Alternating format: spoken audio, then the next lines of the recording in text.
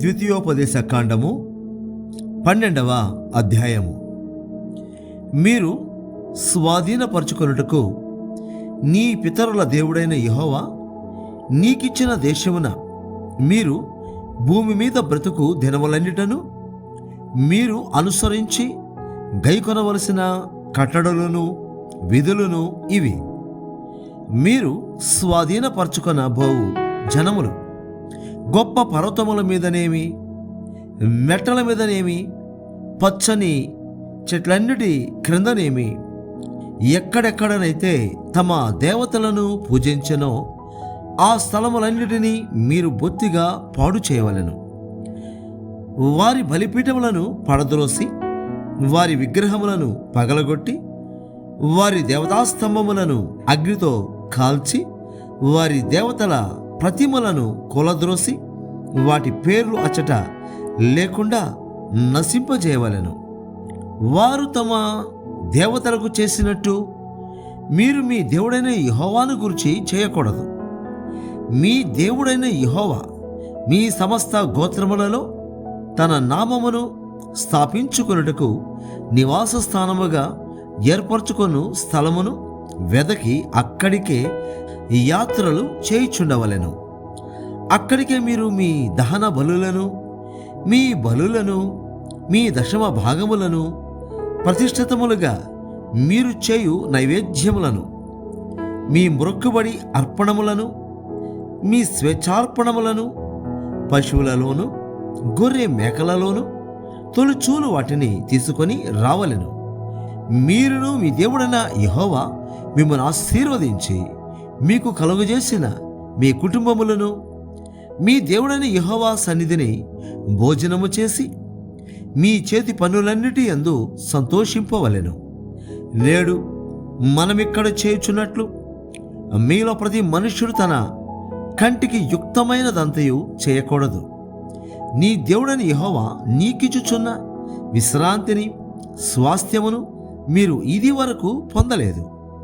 మీరు యొర్దాను దాటి మీ దేవుడైన యెహోవా మీకు స్వాస్థ్యముగా ఇచ్చుచున్న దేశమున నివాసులైన తరువాత ఆయన మీ చుట్టూ నుండి శత్రువులందరూ లేకుండా మీకు విశ్రాంతి కలుగజేసినందున మీరు నెమ్మది పొందినప్పుడు నేను మీకు ఆజ్ఞాపించు సమస్తమును అనగా మీ దహన బలులను, మీ బలులను, మీ దశమ భాగములను, ప్రతిష్ఠితములుగా మీరు చేయు నైవేద్యములను మీరు యెహోవాకు మ్రొక్కుకొను మీ శ్రేష్టమైన మ్రొక్కుబళ్లను మీ దేవుడైన యెహోవా తన నామమునకు నివాస స్థానముగా ఏర్పరచుకొను స్థలమునకే మీరు తీసుకొని రావలెను.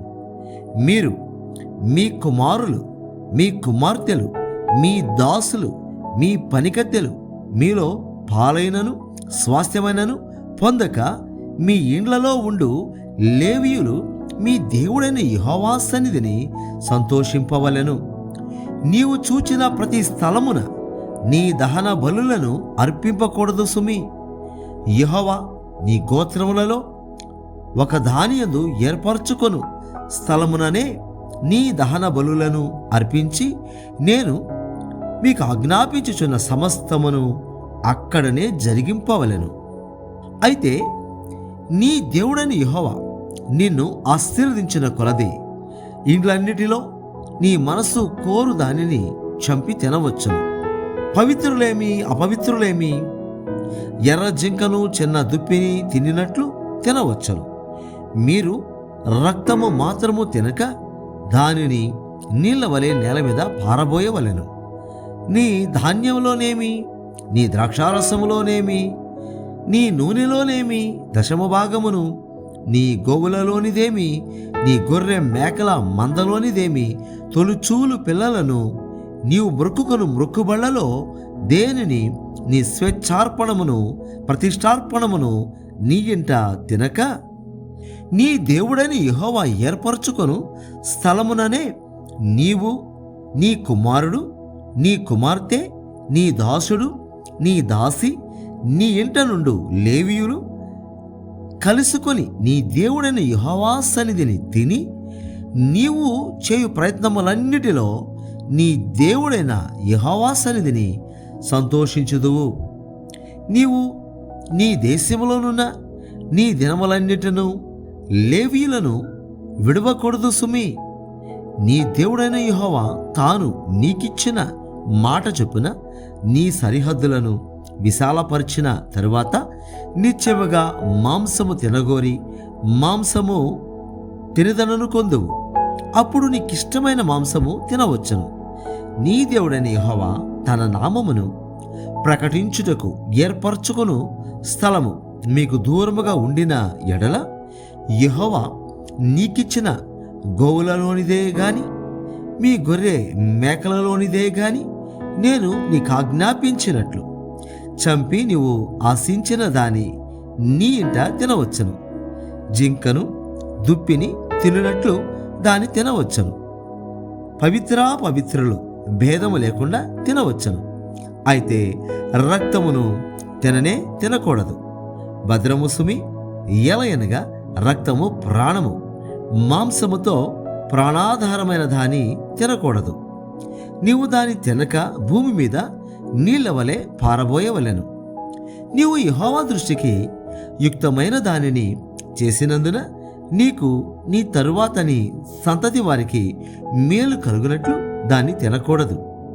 నీకు నియమింపబడిన ప్రతిష్ఠితములను మ్రొక్కుబళ్లను మాత్రము యెహోవా ఏర్పరచుకొను స్థలమునకు నీవు తీసుకొని పోవలెను.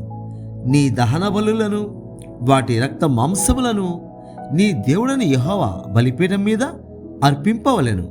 నీ బలుల రక్తమును నీ దేవుడని యెహోవా బలిపీఠము మీద పోయవలెను. వాటి మాంసము నీవు తినవలెను. నీ దేవుడని యెహోవా దృష్టికి యుక్తమును యథార్థమునగు దానిని నీవు చేసినందున నీకును నీ తరువాత నీ సంతతి వారికిని నిత్యము మేలు కలుగునట్లు నేను నీకు ఆజ్ఞాపించుచున్న ఈ మాటలన్నిటినీ నీవు జాగ్రత్తగా వినవలెను.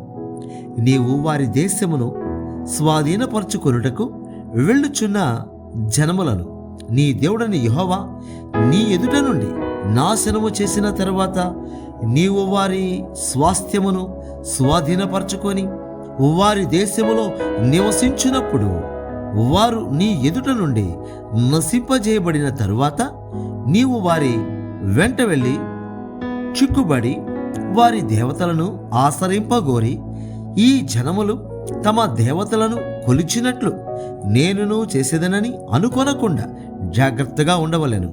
తమ దేవతలకు వారు చేసినట్లు నీవు నీ దేవుడని యెహోవాను గూర్చి చేయవలదు. ఎలయనగా యెహోవా ద్వేషించు ప్రతి హేయ క్రియను వారు తమ దేవతలకు చేసిరి.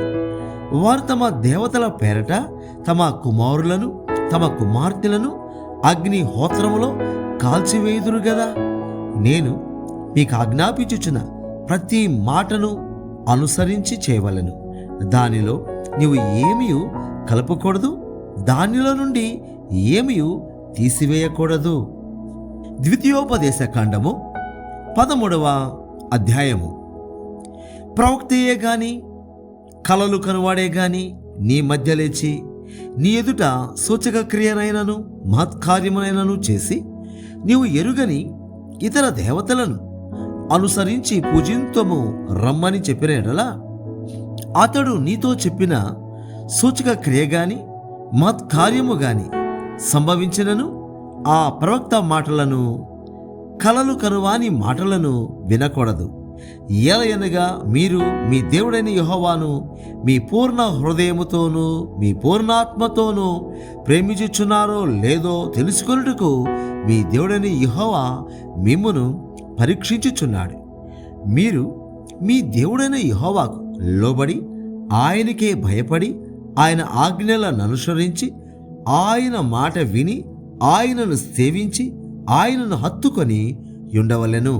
నీవు నడువవలెనని నీ దేవుడని యెహోవా నీకు ఆజ్ఞాపించిన మార్గములో నుండి నిన్ను తొలగించినట్లు ఐగుప్తు దేశములో నుండి మిమ్మును రప్పించి దాస్య గృహములో నుండి మిమ్మును విడిపించిన మీ దేవుడైన యెహోవా మీద తిరుగుబాటు చేయుటకు మిమ్మును ప్రేరేపించెను గనుక ఆ ప్రవక్తకేమి ఆ కలలు కనువానికేమి మరణశిక్ష విధింపవలెను.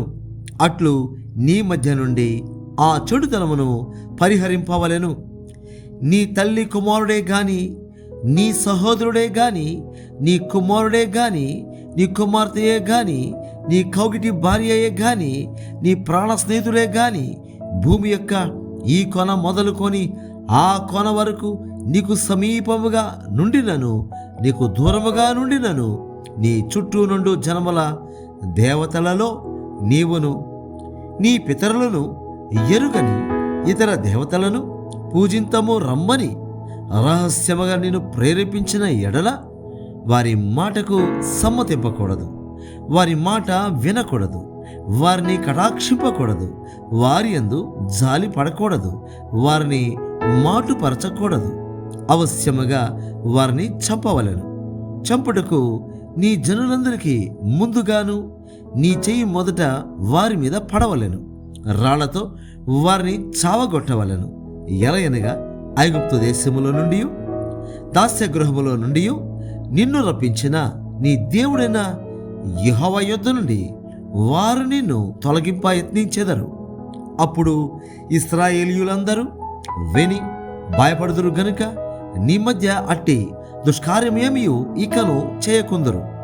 నీవు నివసించుటకు నీ దేవుడైన యెహోవా నీకిచ్చుచున్న నీ పురములలో ఏదో ఒక దానియందు పనికి మాలిన కొందరు మనుష్యులు నీ మధ్య లేచి మీరు ఎరుగని ఇతర దేవతలను పూజింతము రండని తమ పుర నివాసులను ప్రేరేపించనని నీవు వినిన ఎడల నీవు ఆ సంగతిని శోధించి పరీక్షించి బాగుగా విచారింపవలెను. అది నిజమైన ఎడల అనగా అట్టి హేయమైనది నీ మధ్య జరిగిన ఎడల ఆ పుర నివాసులను అవశ్యముగా కత్తివాత సంహరించి దానిలో ఉన్న సమస్తమును దాని పశువులను కత్తివాత నిర్మూలము చేయవలెను. దాని కొల్ల సొమ్మంతటిని విశాల వీధిలో చేర్చి నీ దేవుడిని యెహోవా పేరట ఆ పురమును దాని కొల్ల సొమ్మంతటిని అగ్నితో పొత్తిగా కాల్చివేయవలెను. అది తిరిగి కట్టబడక ఎల్లప్పుడూ పాడు దెబ్బ అయి యుండును. నేడు నేను నీకాజ్ఞాపించు ఆయన ఆజ్ఞలన్నిటినీ గైకొనొచ్చు నీ దేవుడైన యెహోవా దృష్టికి యథార్థమైన దాన్ని చేయుచు నీ దేవుడైన యెహోవా మాట వినునప్పుడు యెహోవా తన కోపాగ్ని నుండి మళ్ళుకొని నీయందు కనికరపడి నిన్ను కరుణించి నీ పితరులతో ప్రమాణము చేసిన రీతిని నిన్ను విస్తరింపజేయునట్లు నిర్మూలము చేయవలసిన దానిలో కొంచెమైనను నీ యొద్ద ఉంచుకొనకూడదు. ద్వితీయోపదేశ కాండము 14వ అధ్యాయము. మీరు మీ దేవుడైన యెహోవాకు బిడ్డలు గనుక చనిపోయిన వాడెవనిని బట్టి మిమ్మల్ని మీరు కోసుకొనకూడదు. మీ కనుబొమ్మల మధ్య బోడి చేసుకొనకూడదు. ఎలయనగా నీ దేవుడైన యెహోవాకు నీవు ప్రతిష్ఠిత జనము, మరియు యెహోవా భూమి మీద నున్న సమస్త జనములలో విశేషముగా తనకు స్వకీయ జనమగునట్లు నిన్ను ఏర్పరచుకొనెను. నీవు హేయమైన దేదియు తినకూడదు. మీరు తినదగిన జంతువులు ఏవేవనగా ఎద్దు, గొర్రెపిల్ల, మేకపిల్ల, దుప్పి, ఎర్ర చిన్నజింక, దుప్పి, కారుమేక, కారు జింక, లేడి, కొండగొర్రె అనునవే. జంతువులలో 2 డెక్కలు గలదై నెమరువేయు జంతువును తినవచ్చును. నెమరువేయు వాటిలోనిదే కాని 2 డెక్కలు గల వాటిలోనిదే కాని నెమరువేసి ఒంటె డెక్క గల ఒంటె, కుందేలు, పొట్టి కుందేలు అను వాటిని తినకూడదు. అవి మీకు హేయములు. మరియు పంది 2 డెక్కలు గలదైనను నెమరువేయదు గనుక అది మీకు హేయము. వాటి మాంసము తినకూడదు. వాటి కళేబరములను ముట్టకూడదు. నీట నివసించు వాటన్నిటిలో మీరు వేటిని తినవచ్చుననగా రెక్కలు పొలుసులు గల వాటన్నిటినీ తినవచ్చును. రెక్కలు పొలుసులు లేని దానిని మీరు తినకూడదు, అది మీకు హేయము. పవిత్రమైన ప్రతి పక్షిని మీరు తినవచ్చును. మీరు తినరానివి ఏవనగా పక్షిరాజు, పెద్ద బోరువ, క్రౌంచు పక్షి, పిల్లి గద్ద, గద్ద, తెల్లగద్ద, ప్రతి విధమైన కాకి, నిప్పుకోడి, కబిరిగాడు, కోకిల, ప్రతి విధమైన డేగ, పడికంటె, గుడ్లగూబ, హంస, గూడబాతు, తెల్లబందు, చెరువు కాకి, చీకుబాతు, సారసపక్షి, ప్రతి విధమైన శంకుబుడి కొంగ, కొంగ, కుకుడు గువ్వ, గబ్బిలము అనునవి. ఎగురు ప్రతి పురుగు మీకు హేయము, వాటిని తినకూడదు. పవిత్రమైన ప్రతి పక్షిని తినవచ్చును. చచ్చిన దానిని మీరు తినకూడదు. నీ ఇంటనున్న పరదేశికి దానిని ఇయ్యవచ్చును, వాడు దానిని తినవచ్చును, లేక అన్యునికి దాని అమ్మవచ్చును. ఏలయనగా నీ దేవుడైన యెహోవాకు నీవు ప్రతిష్ఠిత జనము. మేకపిల్లను దాని తల్లిపాలతో వండకూడదు. ప్రతి సంవత్సరమున నీ విత్తనముల పంటలో దశమభాగమును అవశ్యముగా వేరుపరచవలెను. నీ దినములన్నిటిలో నీ దేవుడైన యెహోవాకు నీవు భయపడ నేర్చుకున్నట్లు నీ దేవుడైన యెహోవా తన నామమునకు నివాస స్థానముగా ఏర్పరచుకొను స్థలమున ఆయన సన్నిధిని నీ పంటలో గాని, నీ ద్రాక్షరసములో గాని, నీ నూనెలో గాని 10వ వంతును నీ పశువులలో గాని, గొర్రె మేకలలో గాని తొలిచూలు వాటిని తినవలెను. మార్గము దీర్ఘముగానున్నందున, అనగా యెహోవా తన నామమునకు నివాస స్థానముగా ఏర్పరచుకొను స్థలము మిక్కిలి దూరముగా నున్నందున, నీవు వాటిని మోయలేని ఎడల నీ దేవుడని యెహోవా నిన్ను ఆశీర్వదించినప్పుడు వాటిని వెండికి మార్చి ఆ వెండిని చేతపట్టుకొని నీ దేవుడని యెహోవా ఏర్పరచుకొను స్థలమునకు వెళ్ళి నీవు కోరు దేనినైనను, ఎద్దులకేమి, గొర్రెలకేమి, ద్రాక్షారసమునకేమి, మద్యమునకేమి, నీవు కోరు దానికి ఆ వెండినిచ్చి అక్కడ నీ దేవుడైన యెహోవా సన్నిధిని భోజనము చేసి, నీవును నీ ఇంటి వారును నీ ఇంట నుండు లేవీయులను సంతోషింపవలెను. లేవీయులను విడవకూడదు. నీ మధ్యను వారికి పాలైనను స్వాస్థ్యమైనను లేదు. నీ దేవుడని యెహోవా నీవు చేయు నీ చేతి పని అంతటిలోనూ నిన్ను ఆశీర్వదించినట్లు 3 సంవత్సరముల ఒకసారి ఆ ఏట నీకు కలిగిన పంటలో 10వ వంతంతయు బయటికి తెచ్చి నీ ఇంట ఉంచవలెను.